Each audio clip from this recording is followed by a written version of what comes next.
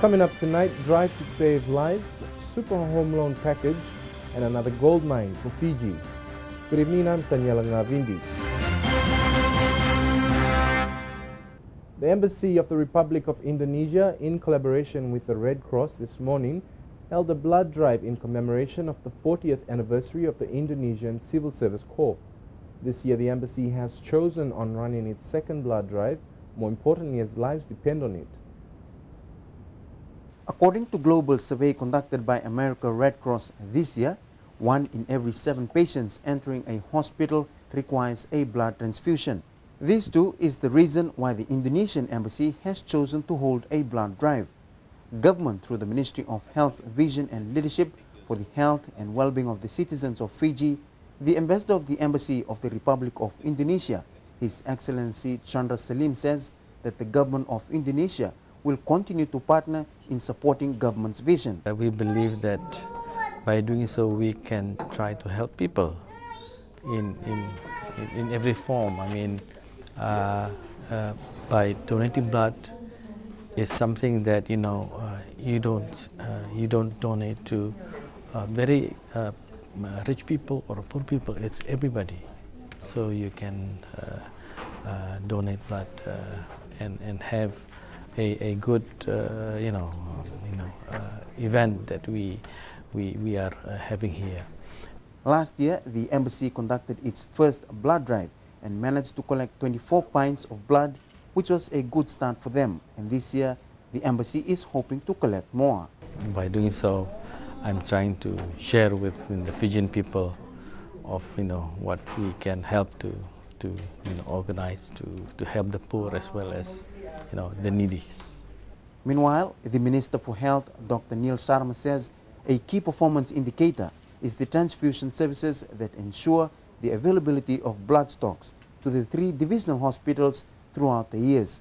The demand in blood need arises when having visiting overseas team conduct heart surgery. We are indeed grateful to our colleagues in the Indonesian Embassy for organizing this blood drive in December as a proactive move to raise our stock levels this festive season. Acting Prime Minister and Attorney General Aiyaz Sayed-Khaiyum launched the home finance company's Super Dream Home Loan Package. The package is expected to provide a dream home for those willing to construct or renovate their homes. The HFC Super Dream Home Loan Package provides an opportunity for those who want to build their dream home. With low interest rates, customers can borrow a minimum of $30,000 to $500,000 max. Loan term is for 30 years or number of years to retirement age. Interest rate for the first 12 months is fixed at 5.5% and thereafter 7.5% variable rate. In addition, customers can also borrow in excess of $30,000 for home renovations. While launching the package, Acting Prime Minister and Attorney General Aiyaz Sayed-Khaiyum said the new product goes well with the government's vision in providing affordable house to all Fijians. And with the launch of their product today, again, which is focused on home construction, home ownership, it fits in perfectly with the Bainimarama government's vision to ensure that we empower Fijians, amongst other things, by home ownership. In the 2012 budget, the Prime Minister, Commodore Vorengi Bainimarama, also announced that government is providing a number of incentives apart from the $10 million for housing to create home ownership.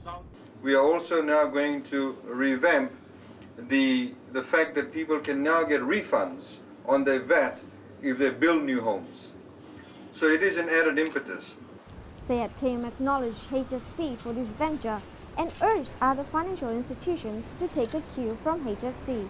To take this opportunity, take your cue from institutions like HFC, take your cue from the fact that you've been given zero-rated duty on bringing in machinery, plant and equipment for manufacturing, and the various other incentives like your corporate tax that have been reduced from 28 to 20%. We are the lowest in the South Pacific, and indeed comparable to countries like Singapore and Hong Kong, which have had a flat tax base for a number of years. So let's take the opportunity, let's grow the Fijian economy, let's improve our living conditions, and let's of course let HFC grow. HFC Chairman Tom Rick has assured its customers that HFC will continue to explore new opportunities for the benefit of its customers. As to the future, we will continue to grow In terms of the products, services, and expansion programs, the company will continue to explore opportunities to meet the needs of the people. Fiji's mining industry is on the roll following the opening of new mineral mines such as the Bauxite Mine in Bua and the recent revelation that the Namosi Mine is expected to open by next year, bringing in millions of foreign exchange dollars to Fiji's economy. But the Department of Mineral Resources is anticipating another mine which is dubbed as a huge prospect, the Tuvatu Gold Mine. Tuvatu has been earmarked to be one of the biggest players in the mining sector in the next few years. Director Mineral Resources Malakai Finau says Tuvatu is indeed one of the big prospects, with current estimates ranging between 600,000 to 800,000 ounces gold resource estimated to earn the nation billions of dollars in foreign exchange. Mineral exploration is currently in progress conducted by Lion One Limited to identify more gold resources and other minerals that may be there based on the geological setting. Exploration work has been carried out in the area for some time now, and by the end of the next 2 years, Fiji will be able to know if there will be another mining to add to the growing list of mines opening around the country. Finau says chances are quite promising for Tuvatu, but more work needs to be done to confirm the resources available. He also confirmed apart from gold, other minerals is also expected to be mined at Tuvatu. The typhoid outbreak in the villages of Nanoko and Namosi in Sigatoka is a major concern to the World Health Organization. The organization's team leader for communicable diseases, Dr. Jacob Kuhl, says it's unlikely the outbreak is under control. Kuhl says Fiji has the highest rate of typhoid amongst the highest in the world, and one thing that can be done about it is vaccination. WHO team leader for communicable diseases, Jacob Kuhl, says Nanoko and Namosi is just outside of the area that was vaccinated last year. Kuhl added the World Health Organization will try and find funding and partner with the Ministry of Health to vaccinate all the population areas at risk of typhoid. With mixed reports about whether the typhoid outbreak is under control or not, Kuhl says in general it's rather hard to control an outbreak of typhoid very quickly. Especially typhoid fever, it's a difficult disease because it has an incubation time that can be very long. Despite all the necessary measures, it's still possible that some people is already infected.